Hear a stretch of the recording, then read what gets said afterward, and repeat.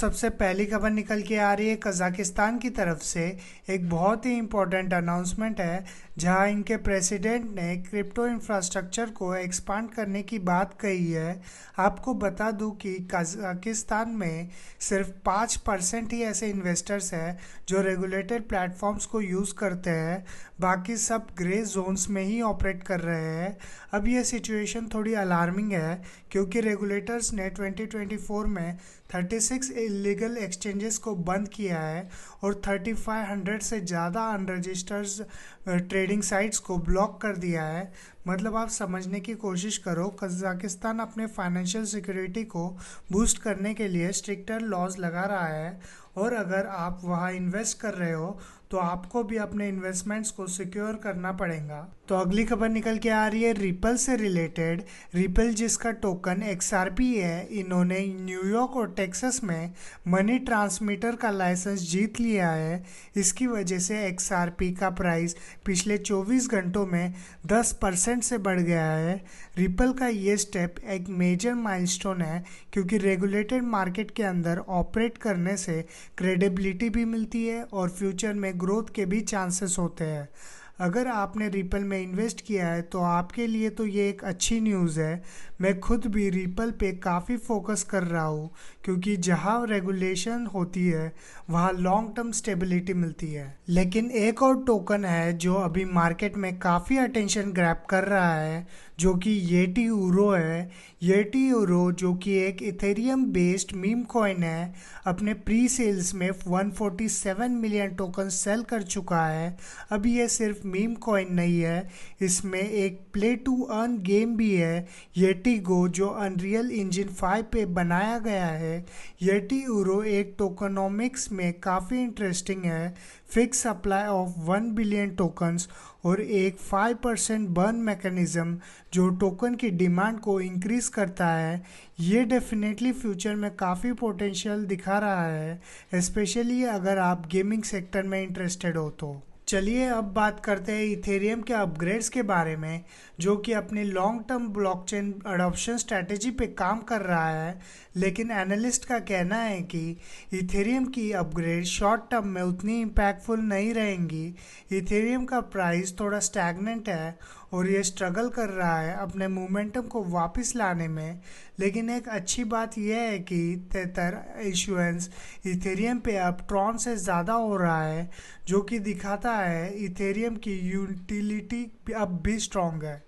मुझे पर्सनली लगता है कि इथेरियम का लॉन्ग टर्म फ्यूचर काफ़ी ब्राइट है, बस अभी थोड़ी पेशेंस रखना पड़ेगा।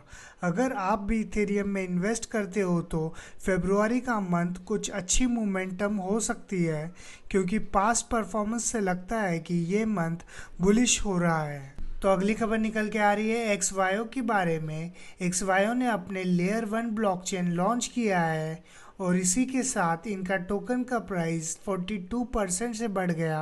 अब एक्सवायो की मार्केट कैपिटलाइजेशन $312 मिलियन तक पहुंच गई है और ये एक उनके मल्टी चेन एप्लीकेशन के लिए बहुत बेनिफिशियल होगा, खास करके एआई और ब्लॉकचेन टूल के सेक्टर में। अब कुछ रूमर्स चल रहे हैं कि एक्सवायो का टेस्ला के साथ कोलैबोरेशन हो सकता है और यूएस बेस्ड टैक्स इनिशिएटिव्स भी इन्फ्लुएंस दिखा रहे हैं। अगर आपने अभी तक एक्सवायो में इन्वेस्ट नहीं किया है तो ये एक अच्छा टाइम हो सकता है। मैं भी पर्सनली एक्सवायो पे काफ़ी फोकस कर रहा हूँ क्योंकि लेयर 1 ब्लॉकचेन के लॉन्च के बाद ये टोकन काफ़ी प्रॉमिसिंग लग रहा है। तो अब बात करते हैं डीप सीक एआई की, जो एक कंट्रोवर्शियल टॉपिक बन गया है। पहले यूएस ऑफिशियल ने इसके लॉन्च को पॉजिटिव बोला था, लेकिन अब उन्होंने अपने स्टांस बदल दिए हैं और डीप सीक को इंटेलेक्चुअल प्रॉपर्टी थेफ्ट का चार्ज दिया है। ये न्यूज़ काफ़ी बड़े शॉकिंग है और इसके बाद टेक स्टॉक्स में एक ह्यूज सेल ऑफ देखने को मिला है। ओवर $1 ट्रिलियन की लॉस हुआ है, including big names like Nvidia, alphabet और माइक्रोसॉफ्ट। क्रिप्टो मार्केट भी थोड़ा डाउन हो गया, खास करके एआई फोकस क्रिप्टो करेंसीज के लिए। ये न्यूज़ मेरे लिए भी काफ़ी सरप्राइजिंग थी क्योंकि डीप सीक ने इनिशियली काफ़ी अटेंशन ग्रैब की थी, लेकिन अब ये लीगल इश्यूज देखना काफ़ी फ्रस्ट्रेटिंग है। चलिए अब बात करते हैं मूव टोकन के बारे में, जो इलॉन मस्क के रूमर्स की वजह से 16% तक बढ़ गया। कहा जा रहा है कि इलॉन मस्क ब्लॉकचेन की ट्रांसपेरेंसी के लिए मूवमेंट ब्लॉकचेन को एक्सप्लोर कर रहे हैं, लेकिन मूव टोकन के एक लार्ज परचेस के बाद वर्ल्ड लिबर्टी फाइनेंस और इनसाइडर ट्रेडिंग के कंसर्न्स भी उठ रहे हैं। मोमेंटम लैब्स ने इसके बारे में क्लेरिफाई करते हुए कहा है कि मस्क के साथ उनका कोई कोलैबोरेशन नहीं है, लेकिन फिर भी ये स्पेकुलेशंस मार्केट को काफ़ी एक्साइट कर रहे हैं। अगर आपको ट्रांसपेरेंसी और ब्लॉकचेन इंटीग्रेशन में इंटरेस्ट है तो मूव को फॉलो करना, क्योंकि यहाँ कुछ बड़ा होने वाला है। तो अगली खबर निकल के आ रही है चेक रिपब्लिक से, जहां उनके सेंट्रल बैंक ने बिटकॉइन में इन्वेस्टमेंट करने की सोच रही है। सीएनबी के गवर्नर एलिस मिकेल ने प्रपोजल दिया है कि वो अपने रिजर्व्स का 5% बिटकॉइन में इन्वेस्ट करेंगे। अगर ये अप्रूवल होता है तो ये वर्ल्ड का पहला वेस्टर्न सेंट्रल बैंक होगा जो क्रिप्टो को अपने रिजर्व्स में रखेगा। ये स्टेप एसेट डाइवर्सिफिकेशन के लिए है, और अगर आप बिटकॉइन में इन्वेस्ट हो तो ये न्यूज़ आपके लिए काफ़ी पॉजिटिव हो सकती है। बिटकॉइन के और भी एक्साइटिंग अपडेट्स है, पर अब बात करते हैं सोलेक्सी के आईसीओ के बारे में। सोलेक्सी ने अपने आईसीओ में $15 मिलियन रेज किए हैं, और ये सोलेक्सी के लेयर 2 सॉल्यूशंस है जो सोलेक्सी के नेटवर्क कंजेक्शन इशू को सॉल्व करेंगे।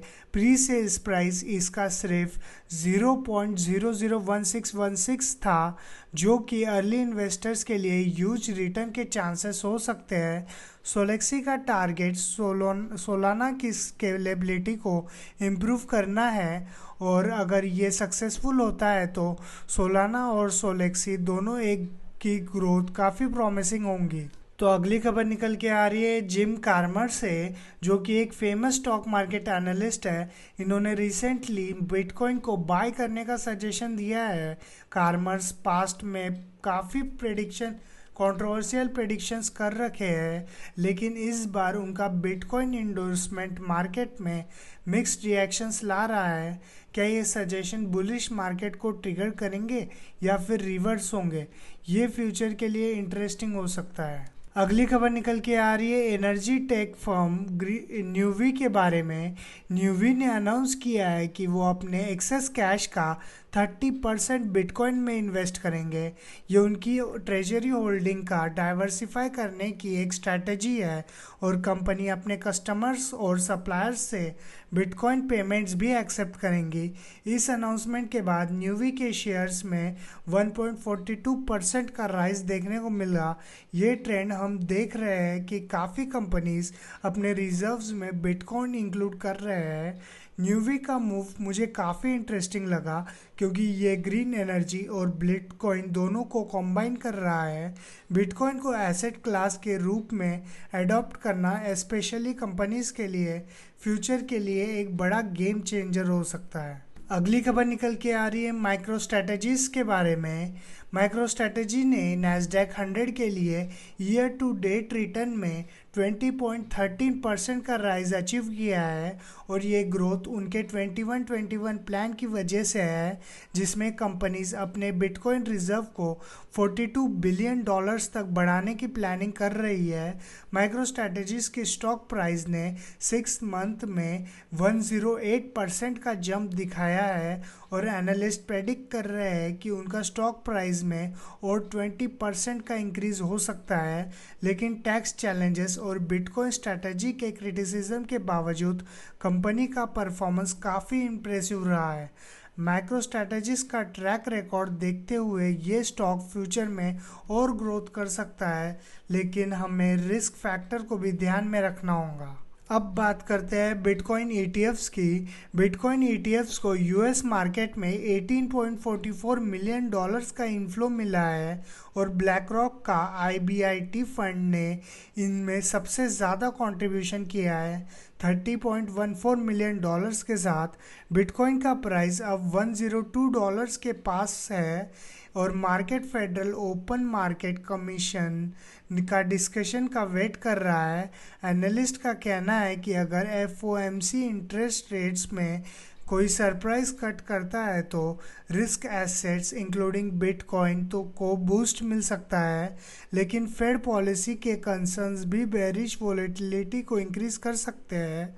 बिटकॉइन ईटीएफ मार्केट में काफ़ी पॉपुलर हो रहा है, और अगर आपको बिटकॉइन एक्सपोजर्स चाहिए विदाउट डायरेक्ट परचेस तो आपके लिए ये एक अच्छा ऑप्शन हो सकता है।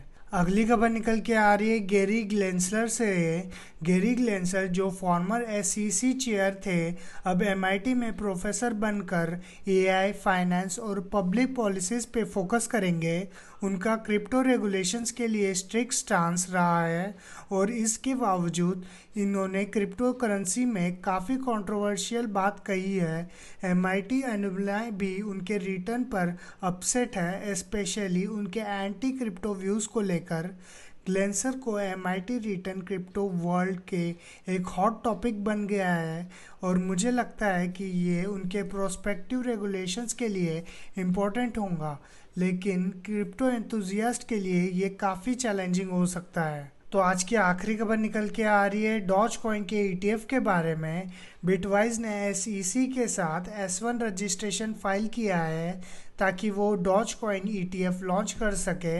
रेग शेयर्स और ऑस्प्रे फंड जैसे एसेट मैनेजर्स भी सिमिलर फाइलिंग कर रहे हैं। Doge ETF regulated exposure provide करेगा डॉज का प्राइस मोमेंटम के लिए, लेकिन मीम कॉइन के वॉलेटिलिटी एक बार लेकर कंसर्न्स भी रेज हो रहे हैं। डॉज कॉइन का मार्केट वॉलेटिलिटी एक बारे में बात करते हुए एक ईटीएफ भी एक इंटरेस्टिंग इन्वेस्टमेंट ऑप्शन हो सकता है। अगर आप डॉज कॉइन में इन्वेस्ट करना चाहते हो तो वो आप कर सकते हो, लेकिन आपको इसमें प्राइस स्विंग के ख्याल रखना होगा। तो ये थी कुछ इंपॉर्टेंट क्रिप्टो और फाइनेंशियल अपडेट्स। अगर आपको ये न्यूज़ यूज़फुल लगी हो तो लाइक करना मत भूलना और चैनल को सब्सक्राइब कर लो। आपके थॉट्स और कमेंट्स का इंतज़ार करूँगा। अगर आपको ये अपडेट्स पसंद आते हैं तो शेयर करना ना भूलना। तो मिलते हैं अगले क्रिप्टो अपडेट में।